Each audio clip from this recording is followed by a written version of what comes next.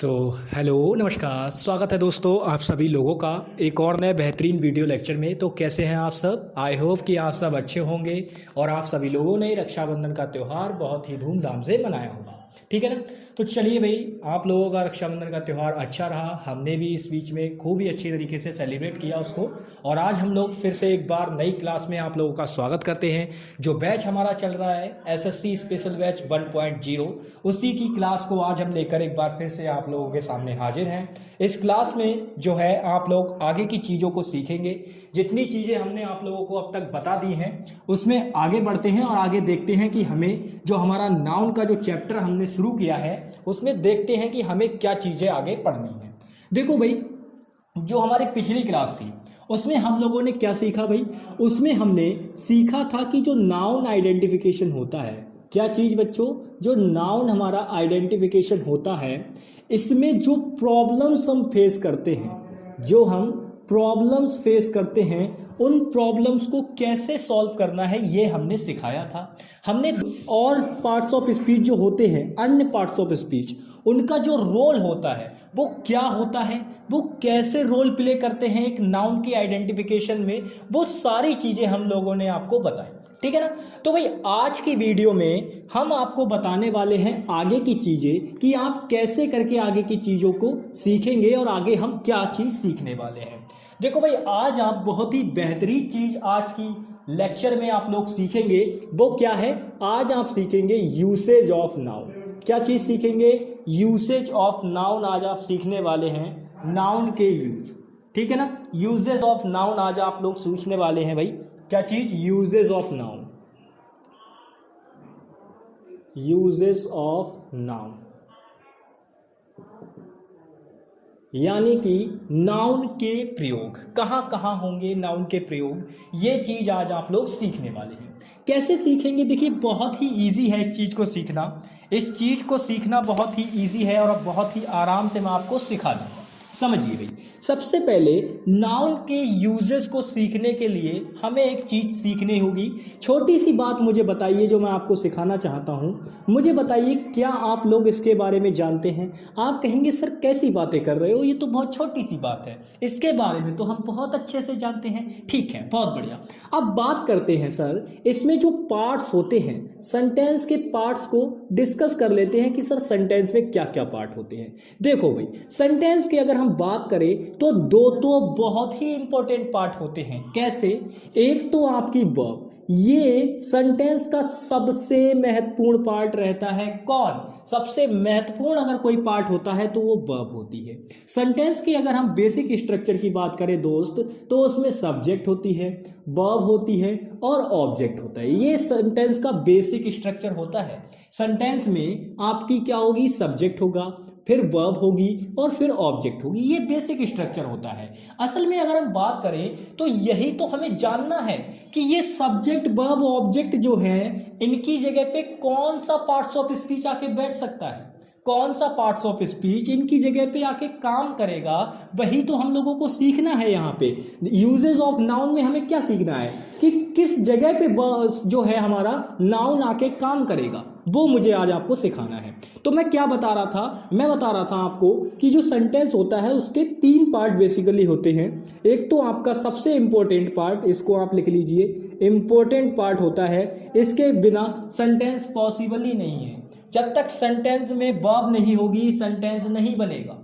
Without verb sentence can not possible. यानी कि कहने का मतलब ये है, सेंटेंस में वर्ब होनी ही चाहिए। जरूरी नहीं कि वो किसी भी प्रकार की वर्ब हो, चाहे वो एक्शन वर्ब हो, चाहे वो पोजीशन वर्ब हो, चाहे वो हैपनिंग को दिखाती हो, लेकिन कंडीशन क्या है कि वर्ब होनी ही होनी चाहिए। समझ रहे हैं ना मेरी बातों को? तो मैंने कहा, जैसे यहाँ पे मैंने आपको बताया कि एक सेंटेंस के तीन बेसिकली पार्ट होते हैं। एक तो आपका सब्जेक्ट, समझ रहे हैं ना मेरी बातों को, एक आपका सब्जेक्ट, फिर वर्ब, और उसके बाद जो तीसरी चीज होती है आपकी, वो ऑब्जेक्ट होती है। अब चूंकि मैं यहाँ पे आप लोगों को बता रहा हूँ यूजेस ऑफ नाउन, यानी कि नाउन के प्रयोग, तो मैं यहाँ पे आप लोगों को क्या बात बताऊंगा, मुझे बताओ। तो भाई आप लोग अगर यहाँ पे देखें तो एक सेंटेंस के अंदर तीन चीजें दिखाई दे रही हैं। एक तो आपका सब्जेक्ट, एक आपकी वर्ब और एक आपका ऑब्जेक्ट। तो अगर मैं आपसे यहाँ पे पूछूं कि मुझे बताओ यूजेस ऑफ नाउन के अगर हम बात करें तो इस सेंटेंस के अंदर नाउन कहाँ कहाँ यूज हो सकता है, तो आप थोड़ा सा सोचेंगे और सोचने के बाद थोड़ी देर बाद हो सकता है आपको टाइम लगे, फिर आपके माइंड में ये बात आएगी कि सर ये तो एक अलग ही पार्ट्स ऑफ स्पीच होती है, सर इसके बारे में तो हमने पढ़ा है, ये तो एक अलग पार्ट्स ऑफ स्पीच है ना। तो जब ये अलग पार्ट्स ऑफ स्पीच है तो क्या इसकी जगह पे कोई पार्ट्स ऑफ स्पीच लगा सकते हैं? अच्छा बताओ, एक सेंटेंस के अंदर क्या वर्ब का काम कोई और कर सकता है? बिल्कुल नहीं कर सकता। बिल्कुल कर सकता है, मुझे बताइए। बिल्कुल नहीं कर सकता। वर्ब की जगह पे कोई भी अदर काम कर ही नहीं सकता। तो ये तो पार्ट्स ऑफ स्पीच है, लेकिन क्या सब्जेक्ट कोई पार्ट्स ऑफ स्पीच है? आप कहेंगे सर नहीं है। क्या ऑब्जेक्ट कोई पार्ट्स ऑफ स्पीच है? नहीं है। तो इसका मतलब जो है नाउन अगर आएगा सेंटेंस में तो वो या तो इस सब्जेक्ट की जगह पे आ सकता है या वो इस ऑब्जेक्ट की जगह पे आ सकता है। तो नाउन जो है वो सेंटेंस में दो जगह काम कर सकता है, या तो वो आपका सब्जेक्ट की जगह पे काम करेगा या वो आपका ऑब्जेक्ट की जगह पे काम करेगा।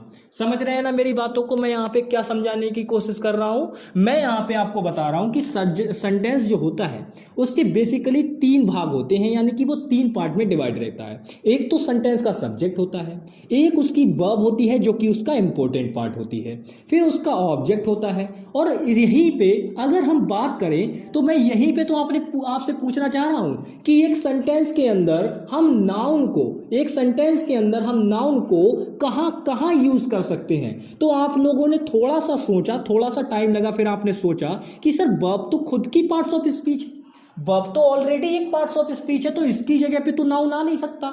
नाउन आएगा कहाँ कहाँ? क्या सब्जेक्ट कोई पार्ट्स ऑफ स्पीच है? आपने कहा नहीं है सर। क्या ऑब्जेक्ट कोई पार्ट्स ऑफ स्पीच है? आपने कहा नहीं है सर। तो इसका मतलब डेफिनेटली ये सब्जेक्ट की जगह पे नाउन आ सकता है और ऑब्जेक्ट की जगह पे नाउन आ सकता है। यानी एक सेंटेंस में आपको यही बात याद रखनी है, एक सेंटेंस में आपका सब्जेक्ट की जगह पे नाउन आ सकता है और ऑब्जेक्ट की जगह पे नाउन आ सकता है। ये दो जगह ऐसी हैं जहां पे नाउन प्रयोग होगा। समझ रहे हैं ना मेरी बातों को? तो ये याद रखना, एसएससी यहां से एरर जरूर बनाता है। वो सब्जेक्ट और ऑब्जेक्ट में कुछ ना कुछ घपला करेगा और वहां पे आपको एरर बना के दे देगा। तो आपको क्या याद रखना है कि सब्जेक्ट की जगह पे भी नाउन काम कर सकता है और ऑब्जेक्ट की जगह पे भी नाउन काम कर सकता है। तो ये दो तरीके से नाउन काम करेगा, ठीक है ना।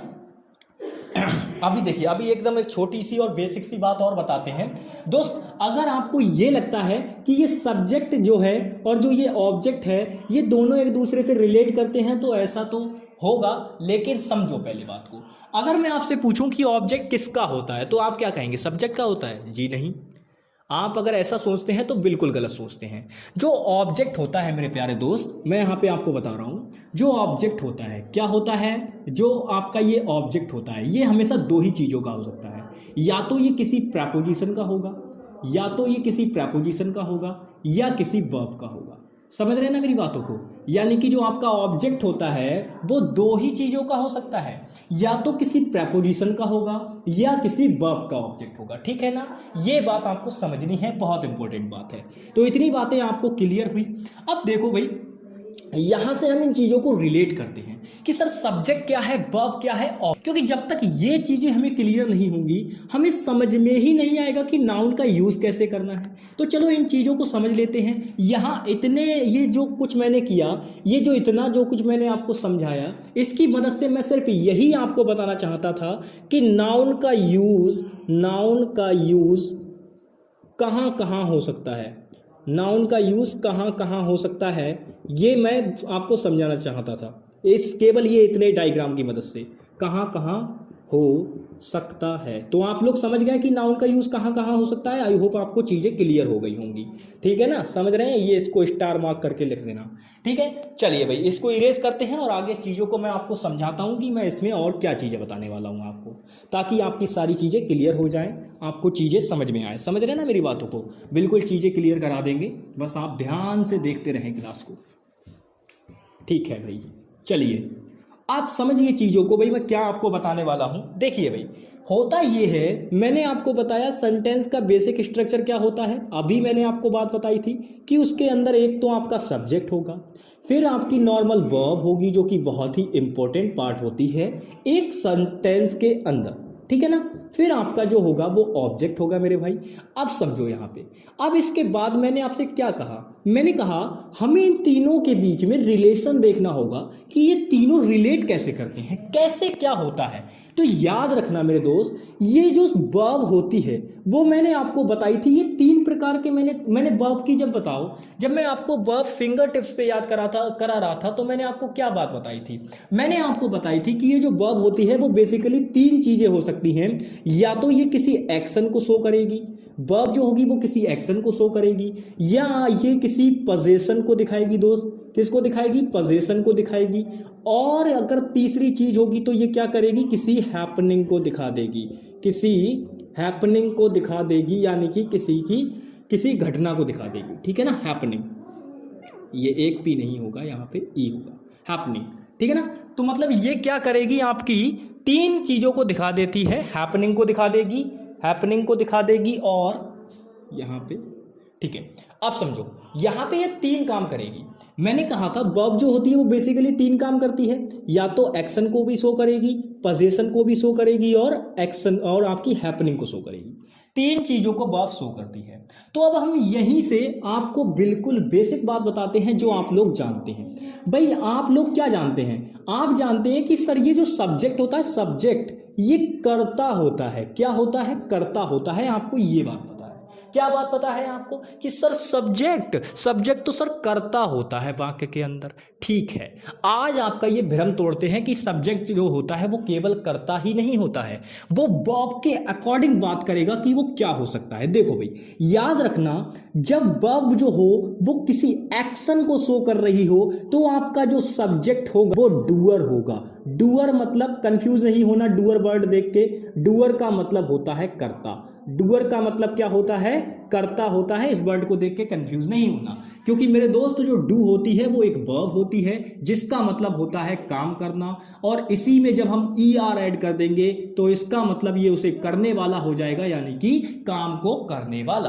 तो ये क्या बन गया आपका, ये यहाँ पे तो ये वर्ब थी, बट यहाँ से ये कन्वर्ट होके क्या बन गया, नाउन बन गया, कन्वर्ट होके क्या बन गया, नाउन बन गया। तो यहाँ पे याद रखना दोस्त, जो आप कहते हो ना कि सब्जेक्ट जो होता है वो हमेशा कर्ता होता है, कर्ता नहीं होता है, वो वर्ब के हिसाब से डिफाइन किया जाता है, वर्ब के हिसाब से डिपेंड करता है कि वो क्या बनेगा, क्या वो डूअर बनेगा। जी हाँ, तो कर्ता कब होगा, जब वर्ब हमारी जो होगी वो एक्शन वर्ब होगी, जब वर्ब किसी एक्शन को दिखा रही होगी तो सब्जेक्ट जो होगा वो हमारा क्या कहलाएगा, कर्ता कहलाएगा, डूअर कहलाएगा, ठीक है ना। ऐसे ही पोजीशन की अगर बात करें कि सर अगर वर्ब जो हो वो पॉजेसिव वर्ब हो तब क्या होगा, तो याद रखना जब ये वर्ब पॉजेसिव हो तो ये हो जाता है होल्डर।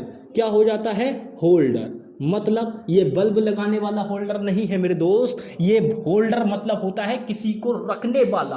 होल्ड मतलब क्या होता है, होल्ड मतलब होता है पकड़ना, किसी चीज को पकड़ के रखना, उसे कहते हैं होल्ड कर लेना। बोलते ना होल्ड करो चीज को, तो होल्ड करने का मतलब क्या है, पकड़ के रखना किसी चीज को। तो पोजीशन जिस पे अपना अधिकार होगा, जैसे मान लो ये मेरा फोन है तो इसको मैं क्या करता हूँ, हमेशा अपने पास रखता हूँ। अपने पास मतलब अपने से बिल्कुल एकदम समझ लो, बिल्कुल बहुत ही ज़्यादा क्लोज रखता हूँ, तो अपने पास रखता हूँ, इसका मतलब इसको मैं होल्ड करके रखता हूँ। ये फ़ोन क्या है, इस पर मेरा पोजीशन है, ये मेरा फ़ोन है और मेरा फ़ोन है, इसका मतलब मैं इस फ़ोन का क्या हूँ, होल्डर हूँ। मैं इस फ़ोन का क्या हूँ, होल्डर हूँ। समझ रहे हैं ना मेरी बातों को। तो होल्डर, अब देखो ना यहाँ पे तो ये करता था, बट यहाँ पे ये क्या हो गया, यहाँ पे ये होल्डर हो गया। यानी कि इस पोजीशन का जो इस पे पोजीशन शो करेगा इस चीज़ पे, जैसे ये फ़ोन है, इस पे पोजीशन कौन शो कर रहा है, मैं शो कर रहा हूँ, तो मैं इसका फोन का क्या हुआ, होल्डर हुआ। समझ रहे हैं ना, ये तीसरी बात थी, आपको समझ में आई भाई, समझ रहे हैं ना मेरी बातों को। अब बात करते हैं तीसरी चीज क्या है भाई, हैपनिंग है। हैपनिंग का मतलब है किसी घटना को दिखाना। किस चीज को दिखाना, किसी घटना को दिखाना, जैसे कुछ हो रहा हो, जैसे मैंने कहा इट इज रेनिंग, यानी कि वर्षा हो रही है, बारिश हो रही है। तो मैं यहाँ पे क्या बताना चाह रहा हूँ, मैं यहाँ पे एक घटना को दिखा रहा हूँ कि बारिश हो रही है। आपने मुझसे पूछा क्या हो रही है, मैंने कहा बारिश हो रही है। तो मैं यहाँ पे क्या शो करने की कोशिश कर रहा हूँ कि बारिश हो रही है और ये घटना हो रही है। क्या हो रही है, घटना हो रही है। तो यहाँ पे इस चीज का मतलब क्या होता है, तो अगर इस चीज के लिए सब्जेक्ट यूज होगा तो वो कैसा सब्जेक्ट होगा, रिप्रेजेंटेटिव सब्जेक्ट होगा। क्या होगा, रिप्रेजेंटेटिव। क्या होगा दोस्त, रिप्रेजेंटिव होगा। तो देखा ना, सब्जेक्ट आपके तीन रूप में होते हैं, क्योंकि बेसिकली जो वर्ब होती है हमारी वो तीन तरीके से यूज की जाती है। एक तो एक्शन को शो करने के लिए, दूसरा पोजीशन को शो करने के लिए, और तीसरी हैपनिंग को शो करने के लिए। अब जब एक्शन को शो करने के लिए वर्ब यूज की जाएगी तो जो आपका सब्जेक्ट होगा वो डूअर कहलाएगा। जब पोजीशन को वर्ब दिखाएगी तब आपका जो सब्जेक्ट होगा वो उस पोजीशन का क्या होगा, होल्डर होगा। जैसे मैंने कहा आई हैव माई कार, तो मेरी कार जो है उस पर पोजीशन कौन शो कर रहा है, मैं कर रहा हूं। क्यों, क्योंकि भाई मेरी कार है। तो इस प्रकार से आपको चीजें समझनी है। बात करते हैं हैपनिंग। जब भी कोई चीज हैपनिंग हो रही होती है, यानी कि कोई चीज हो रही होती है, घटित हो रही होती है कोई चीज, तो हम उसको रिप्रेजेंट करते हैं कि भाई देखो ऐसा हो रहा है, या ये हो रहा है, वो हो रहा है। समझ रहे ना मेरी बातों को। जैसे मैंने बारिश का एग्जाम्पल लिया था आपके सामने, तो उसको हम रिप्रेजेंट कर रहे थे। क्या कर रहे थे दोस्त, रिप्रेजेंट कर रहे थे। तो आपको समझ में आया ना। तो अब ये मत कहना कि सब्जेक्ट जो होता है सर कर्ता होता है, ये बात कभी नहीं कहना किसी से, बताना उसको लॉजिक के साथ में कि कर्ता कब होता है। तो जब वर्ब एक्शन होगी तब कर्ता होगा, जब वर्ब पोजीशन में होगी तो वो कर्ता नहीं बल्कि उसका होल्डर होगा। यार पोजीशन को क्या करोगे भाई, पोजीशन को क्या करोगे। जैसे मैंने कहा I am having a car, मतलब मैं एक कार रख रहा हूं।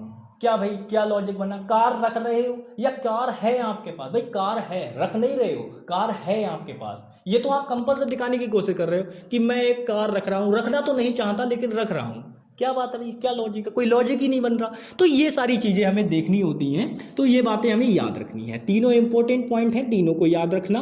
क्या बातें याद रखनी है भाई, सबसे पहली बात जो मैंने आपको जो ये सारा चार्ट बनाया है, इसको स्क्रीनशॉट बढ़िया तरीके से ले लेना और समझ लेना। अब देखो मैंने क्या कहा था दोस्त, ये जो वर्ब होती है इसको पूरी तरीके से, चाहे वो तीनों कैटेगरी में मैंने सूटेबल करके बता दिया कि सब्जेक्ट क्या होता है। अब मैं आपको बताता हूं कि ये जो वर्ब होती है, मैंने क्या कहा था, ऑब्जेक्ट जो होता है वो मैंने यहां आपको बताया। मैं चलो यहां फिर से बता देता हूं। ऑब्जेक्ट जो होता है वो हमेशा दो ही चीजों का होता है, ये याद रखना। एक तो आपका ये प्रेपोजिशन का होगा, किसका होगा, प्रेपो का होगा, यानी कि प्रेपोजिशन का होगा, और आपका वर्ब का होगा। किस चीज का होगा, वर्ब का होगा। अब ये नॉर्मल स्ट्रक्चर है चूंकि, तो यहां पे अब आप लोगों को एकदम आसानी हो गई होगी। अगर मैं अब आपसे पूछूं कि यहां पे जो ये ऑब्जेक्ट इस्तेमाल हुआ है ये किस चीज का ऑब्जेक्ट है, तो आप एक सेकंड में आंसर कर देंगे। अब मुझे कहेंगे सर अभी तो आपने यहां पे लिखा कि ये जो ऑब्जेक्ट है वो किसका होगा, वर्ब का होगा।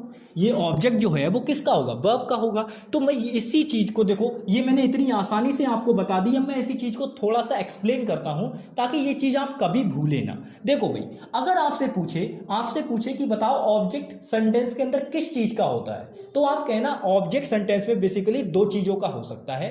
एक तो या तो वो प्रेपोजिशन का ऑब्जेक्ट होगा या वो किसी वर्ब का ऑब्जेक्ट होगा। नॉर्मली अगर हम देखें तो जो केसेस, जो नॉर्मली केसेस बनते हैं वो सेंटेंस का चूंकि बेसिक स्ट्रक्चर क्या होता है, या तो जो उसका बेसिक स्ट्रक्चर बनता है वो यही होता है, सब्जेक्ट, वर्ब और ऑब्जेक्ट। तो इसका मतलब मोस्टली केसेस में हम क्या देखेंगे, जो ऑब्जेक्ट होगा वो हमेशा वर्ब का होगा मोस्टली केसेस में। अगर प्रेपोजिशन आया तो प्रेपोजिशन के ठीक बाद जो वर्ड यूज होगा वो उसका प्रेपोजिशन का ऑब्जेक्ट हो जाएगा। ये सारी चीजें मैं बताऊंगा जब चीजें आगे आएंगी। तो यहां पे आपने जैसे देखा कि ये जो चीज है, यानी कि जो वर्ब के बाद जो आएगा तो ये वर्ब का क्या कहलाएगा, ऑब्जेक्ट कहलाएगा। तो ऑब्जेक्ट हमेशा दो ही चीजों का होता है, एक तो प्रेपोजिशन का और एक वर्ब का। अब इस चीज को थोड़ा सा जो है थियोरेटिकल वे में समझते हैं कि ऐसा सर क्या है।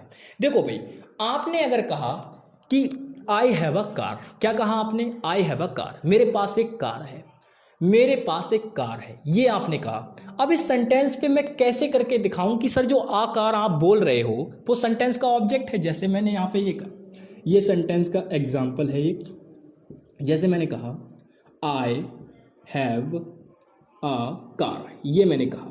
अब मैंने कहा इसको बेसिक स्ट्रक्चर में तोड़ो, तो आपने कहा सर ये सब्जेक्ट, ये आपकी वर्ब और ये आपका इतना ऑब्जेक्ट। मैंने कहा ठीक है, बिल्कुल सही है। नहीं, अब मैंने आपसे पूछा कि मुझे यहीं पर ये बता दो कि इसमें किस चीज का ऑब्जेक्ट है, तो आप कहेंगे सर ये जो है वर्ब है इसका ऑब्जेक्ट है आकार। मैंने कहा ठीक है भाई, बिल्कुल सही है। अब यहाँ पे अगर मैं नाउन पूछने के लिए कह दूं तो हर बच्चा एक बार में ही बता देगा। क्यों, क्योंकि मैंने उसे बताया है। मैंने क्या कहा था, मैंने कहा था नाउन कौन होगा। अब आप कहेंगे सर कार होगा, बिल्कुल होगा भाई, जबकि व्हाट का रिप्लाई यहाँ पे क्या बनेगा, आकार बनेगा। बट लेकिन यहाँ पे नाउन क्या है, कार है। क्यों, क्योंकि आर्टिकल के साथ में मैंने केस ऑलरेडी बता रखा है कि नाउन के दो ही केस बनेंगे, या तो आर्टिकल के बाद तुरंत नाउन आ जाएगा या एडजेक्टिव आ जाएगा बीच में, और तो कुछ होगा नहीं इससे ज़्यादा। ठीक है, तो आपने कहा सर कि यहाँ पे ये जो हैव वर्ब है इसका ऑब्जेक्ट क्या है, आकार है। ठीक है सर, अब यहाँ पे इस चीज को कैसे समझे, कैसे सर ये बता दो। बिल्कुल समझाते हैं। देखिए असल में अगर आप देखें, मैं आपसे पूछूं कि ये हैव किस प्रकार की वर्ब है, आप कहेंगे सर हैव यहाँ पे पजेसिव वर्ब हमें लग रही है। क्यों? क्योंकि ये पजेशन शो कर रही है। जैसे मैंने कहा आई हैव अ कार, मेरे पास एक कार है, मेरे पास एक कार है। क्या कहा मैंने? मेरे पास एक कार है। समझ रहे हैं ना? तो ये जो हैव जो है वो यहाँ पजेशन वर्ब का काम कर रहा है, यानी कि पजेशन शो करने के लिए यूज की जा रही है। तो पजेशन शो करने के लिए जब ये वर्ब यूज की जा रही है, तो अगर आप देखेंगे ये जो आकार है, इफेक्ट इस पे किस पे पड़ रहा है? जैसे मैंने कहा आई अ कार, अब कोई बात समझ में नहीं आई, लॉजिक ही समझ में नहीं आया कि आई अ कार ये क्या मतलब है, आई इज अ कार, कोई लॉजिक समझ में आ रहा है? नहीं। लेकिन जब मैंने यहाँ पे यूज किया आई हैव अ कार, तो यहाँ पे जो मेरा जो पोजेशन शो हो रहा है वो किस चीज पे हो रहा है? क्या मुझ पे पोजेशन हो रहा है? कार मुझे रख रही है? आप कहेंगे नहीं सर, आपको कैसे कार रख लेगी, कार तो निर्जीव है, कार को तो हम रखेंगे। तो यहाँ पे मैं यही तो समझाने की कोशिश कर रहा हूं, जिस चीज पर वर्ब का इफेक्ट दिखाई देगा, जिस चीज पे वर्ब का इफेक्ट दिखाई देगा, वही चीज ऑब्जेक्ट होती है वर्ब का। क्या सब्जेक्ट पे कोई इफेक्ट पड़ रहा है? आई हैव, हाँ भाई आई हैव, क्या तो है भाई। अगर ये थोड़ी ना कि कार मुझे रख रही है, भाई कार को मैं रख रहा हूं, कार मेरे पास है, मैं कार के पास नहीं हूं। आप ये मत कहने लगना कि सर आप भी तो कार के पास खड़े हुए होगे उस टाइम पे, तो आपके पास कार के पास आप कैसे नहीं हुए? तो भाई उसके लिए प्रेपोजिशन वाला केस लग जाएगा। आप ये वाला कंसेप्ट को चेंज मत करो, आपको मैं जो समझा रहा हूं वो समझ लो। समझना है ना, थोड़ी सी बात को समझने की कोशिश करो कि जो वर्ब होती है हमारी, उसका जिस पर भी आपका इफेक्ट दिखाई देगा सेंटेंस के अंदर, वर्ब का इफेक्ट जिस भी चीज पर पड़ रहा होगा वो वर्ब का ऑब्जेक्ट होगी। ये बात आपको याद रखनी है। जैसे मैंने, चलो फनी वे में थोड़ा सा समझाता हूं, समझो मेरी बात को। मैंने कहा आई स्लेप्ट ऑन योर चिक। क्या कहा? सेंटेंस को माइंड में जरा बोल के बताओ। आई स्लेप्ट ऑन योर चिक, मैंने तुम्हारे गाल पे चाटा मारा। समझ रहे हो ना मेरी बातों को? मैंने क्या कहा? मैंने तुम्हारे गाल पे चाटा मारा। अब इसका मैं क्या मतलब बताना चाह रहा हूं, एक बात बताओ, मैंने चाटा मारा, क्या मुझ पे इस बात का कोई फर्क पड़ेगा? आप कहेंगे नहीं सर। तो मैंने जो चाटा मारा उसका फर्क किस पे पड़ेगा? तो मैंने आगे एक बात कही थी सेंटेंस के अंदर, मैंने कहा ऑन योर चिक। ऑन योर चिक जो मैंने बात कही वो क्या होगी? तो आपके गाल पे थप्पड़ पड़ा, तो बताओ इफेक्ट कहां दिखाई देगा? मैंने तो चाटा मार दिया, इफेक्ट कहां दिखाई देगा? आपके गाल पर। तो वर्ब का इफेक्ट किस चीज पे दिखाई दिया? आपके गाल पर दिखाई दिया। तो बताओ ऑब्जेक्ट क्या हुआ? आप कहेंगे सर हमारा गाल हुआ। क्यों? क्योंकि वर्ब का उस पे इफेक्ट दिखाई दिया। तो याद रखना, जिस चीज पर सेंटेंस के अंदर जिस भी चीज पर वर्ब का इफेक्ट दिखाई देगा वो चीज क्या कहलाएगी? ऑब्जेक्ट कहलाएगी। क्या चीज कहलाएगी? ऑब्जेक्ट कहलाएगी। समझ में आया? सब्जेक्ट और वर्ब का खेल समझ में आया आपको? देखो बिल्कुल कितना इजी तरीके से हमने आपको समझा दिया। सब्जेक्ट में कैसे करके जो आपका सेंटेंस में जो वर्ब होती है, सेंटेंस में जो वर्ब होती है उसके साथ में जो ये सब्जेक्ट होता है वो कैसे कैसे करके क्या हो जाता है, और जो आपका ये जो ऑब्जेक्ट है वो कैसे करके वर्ब से रिलेट करता है, ये सारी बातें आज के क्लास में हमने आपको सिखा दी। आई होप कि आपको सारी चीजें बिल्कुल क्लियर रही होंगी। क्लास में नीचे फीडबैक देना ना भूलें, फीडबैक देकर हमें जरूर बताया करें कि आपको कैसे चीजें समझ में आ रही हैं। आपको बढ़िया तरीके से चीजें समझ में आ रही हैं तो कमेंट किया करें और हमें बताया करें सारी चीजों को। समझ रहे ना? कहीं पे भी अगर क्लास के अंदर कोई भी आपको डाउट आया करे तो उसे भी जरूर से जरूर बताया करें कि सर हमें ये चीज समझ में नहीं आई, इसको दोबारा समझा दो, या भी कोई भी चीज आपका डाउट अगर रहा करेगा तो हम आपको उसको सॉल्व कर दिया करेंगे। ठीक है ना? और नीचे आपको आज से जो है टेलीग्राम का लिंक आपको मिल जाएगा, उसके अंदर डिस्क्रिप्शन बॉक्स में हम उसको दे देंगे। आप वहीं से टेलीग्राम चैनल को ज्वाइन कर लीजिएगा। वहाँ पे जो है वोकैब की क्विज डेली लगती है, वोकैब क्विज ये आपकी लगती है वहाँ पे, इसको जरूर से जरूर ज्वाइन करें, ये आपके लिए बहुत हेल्पफुल रहेगी। ठीक है ना? सारी चीज़ें जो हैं वो बढ़िया तरीके से आपकी चल रही हैं। आपके बैच में लगातार क्लासेस इसी प्रकार से होंगी। जब कभी कोई फेस्टिवल आता है तो भाई उसको आप भी सेलिब्रेट करें, हम भी सेलिब्रेट करें, तो कुछ दिनों के लिए थोड़ा सा लीव लेना पड़ता है, कोई दिक्कत नहीं है, लेकिन आपकी वैसे रेगुलर क्लासेस रहेंगी। ठीक है ना? तो आज की क्लास में दोस्तों बस इतना ही। आप लोगों ने बढ़िया तरीके से ये सीखा आज कि एक सेंटेंस का बेसिक स्ट्रक्चर क्या होता है, उस बेसिक स्ट्रक्चर में नाउन को कैसे यूज किया जाए, कहाँ कहाँ नाउन यूज़ हो सकता है, ये चीज़ आज आप लोगों ने सीखी, ठीक है ना। उसके बाद आज आप लोगों ने एक और बेहतरीन बात सीखी कि जो आप सब्जेक्ट जो होता है इसे बार बार करता करते रहते हो। अगर कोई पूछे सब्जेक्ट क्या होता है तो बच्चे बहुत ही प्यार से बोल देते हैं कि सर सब्जेक्ट तो करता होता है, लेकिन अब ये बात नहीं कहनी है। क्यों? क्योंकि अब तो ये बात गलत साबित हो गई। सब्जेक्ट करता होता है, बट कब होता है? जब भाई वर्ब कैसी हो, एक्शन वर्ब। समझ रहे हैं ना, ये सारी बातें आपको याद रखनी है। तो चलिए भाई, आज की क्लास में इतना ही, हम लोग आपसे विदा लेते हैं। नेक्स्ट क्लास में हम लोग आपसे फिर मिलेंगे बढ़िया बेहतरीन क्लास के साथ। तो आज की क्लास में बस इतना ही दोस्तों, मिलेंगे नेक्स्ट वीडियो में। तब तक के लिए बाय बाय, टेक केयर, जय हिंद दोस्तों। पढ़ते रहिएगा, मुस्कुराते रहिएगा। जय हिंद।